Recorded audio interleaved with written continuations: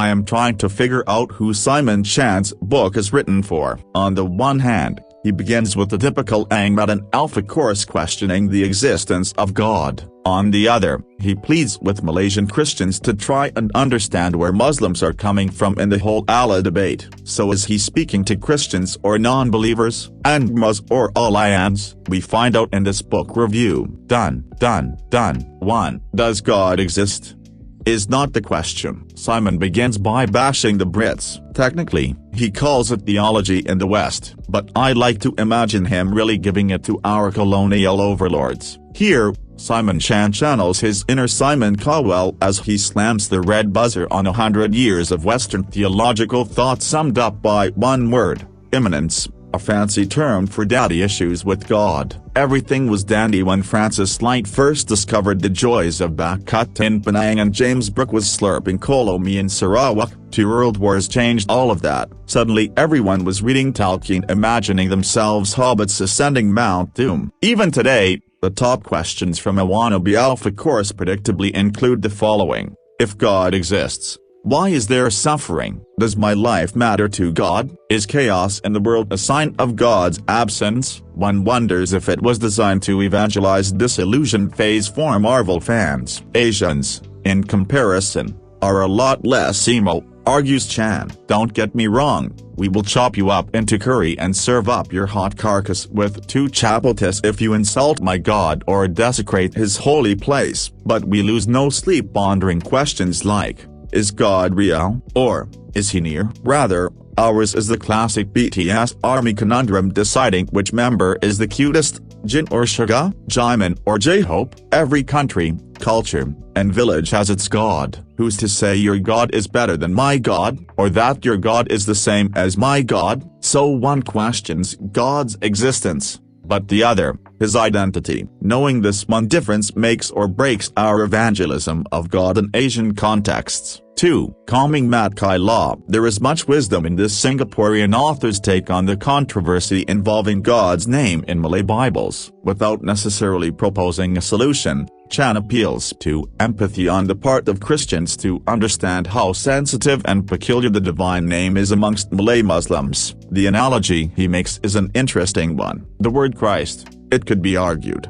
isn't exclusive to Jesus, as it is a title and not a name, not unlike Datuk or Tan Sri. Yet, there can be many Tan Sris but only one Lord, many Datuks but one Jesus Christ. As Christ followers, we are deeply attached to the word. Hearing it used as an expletive on The Simpsons is all it takes for some of us to cancel our Disney Plus subscriptions. Telling someone not to be offended, when they already are, is like telling Malaysians their nasi lemak comes from Singapore. Every subsequent argument sounds nonsensical. Is there no point, then, engaging Muslims in theological dialogue? To some extent, the author has convinced me of its limitations. Meaning, if your intent is to defend the gospel from false accusations, to clarify the uniqueness of the gospel from the claims of other religions, then, by all means, go ahead and live stream that debate with your local ustaz.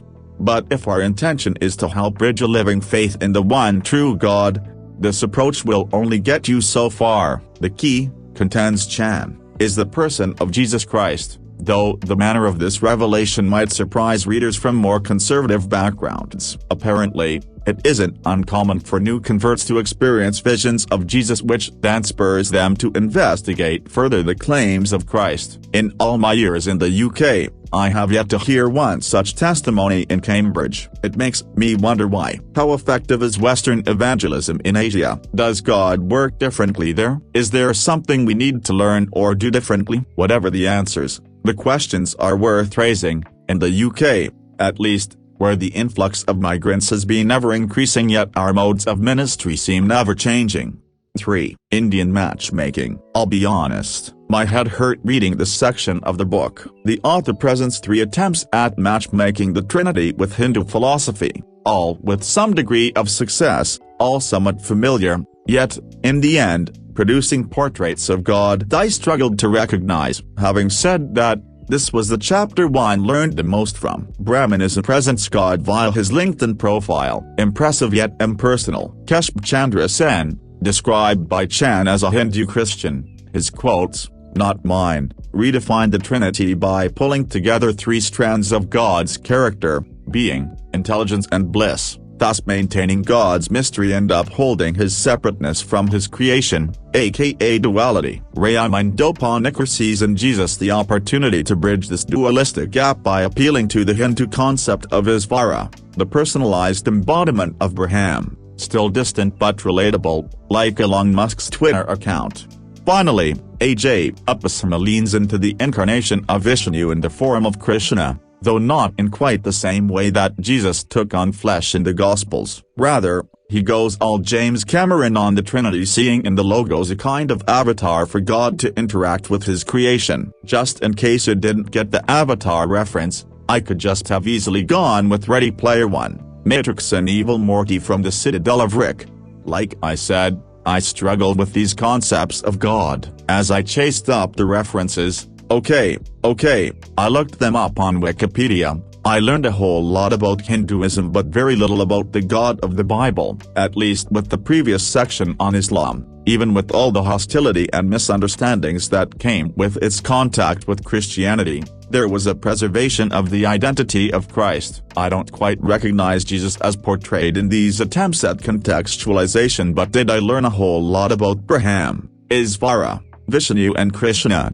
Maybe that in itself is helpful for my next conversation at the Mamak stall. For everything, everywhere, all at once, Christianity is to Chinese culture what Martial is to Hollywood. From Shanghai to Star Trek, from Andy to arch nemesis, Ya's effortless appeal to both Angma and Asian audiences stems not from the compromise of her ideals but confidence in her own identity. Audiences see in Ya what they wish they could see in themselves: the rich Tai leading Bible study and crazy rich Asians, the captain of the USS Shinzu with a Malaysian accent, the middle-aged laundromat owner who does kung fu. In the same way, Chinese culture projects onto Christianity the ideals it longs for and perhaps even lacks in its own efforts of self-actualization. So Confucianism becomes a victim of its own success when it asserts how it isn't religion, but instead, a series of ethical principles. No need to attend some church or imagine a heavenly CCTV monitoring your progress. Like Bitcoin, Confucianism needs no external validation of its inherent value, but, like Bitcoin, the absence of traditional anchors can mean obsolescence overnight. Hence, Tu Wei Ming's rediscovery of Yan, or Supreme Being, within Confucianism is a sincere attempt at infusing spiritual meaning back into its ethical practices by framing its teachings as a response to the transcendent. It has all the traits of Nestlé's success in branding Milo as a sports drink. You don't just want it to taste good, you want it to be good. Li Yongyang does something similar with Taoism, but instead of setting God as the transcendent ideal, which Li maintains is still the Tao or supreme ultimate, Li sees in the Trinity a representation of ultimate change. The Trinity is distinct yet balanced in a harmonious relationship, not unlike yin and yang within Taoist philosophy, argues Li. In one model, Li equates yang with the Father, yin with the Spirit and the Son as a combo of both natures, Father Spirit / Yang Yin. In another, the Spirit is the agent of Qi flowing through the universe but also our individual bodies, bringing health and healing. In yet another, Li proposes a model for a society based on the distinctiveness of male and female gender roles as envisioned by the Trinitarian principle of functional hierarchy. It is obvious this guy has a deep admiration for Christianity, yet his adaptations of God are less Twilight and more Michael Bay Transformers, each iteration drifting further and further from the original.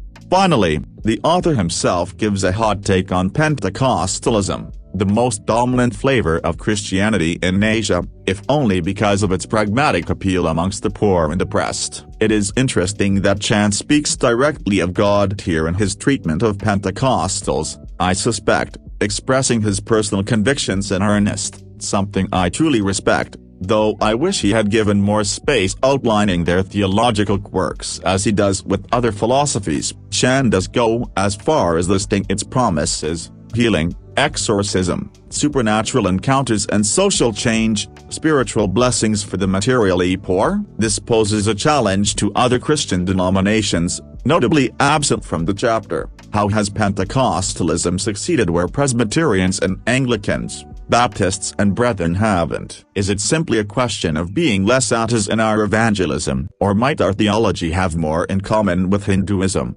Confucianism and Islam than we care to admit, not speaking of the details which may be pulls apart but of its unrelatability to everyday experience?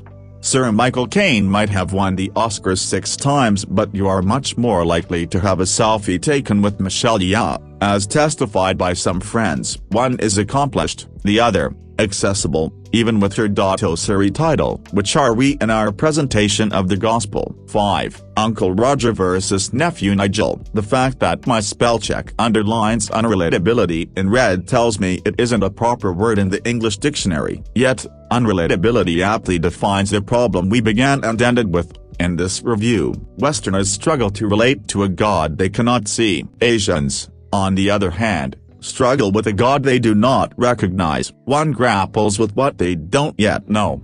The other, a presence they have always assumed. It wasn't until Nigel donned a bright orange polo taking on the persona of Uncle Roger that millions around the globe began identifying with the KL-born comedian's antics on YouTube. His relatability led to his recognition. In an interview with NPR, Nigel shares how he got friends to DM photos of their dads to help him build the character. The phone case, the Hong Kong accent, the one leg on the chair was all born of Nigel's research to embody an uncle every Asian could recognize and relate to.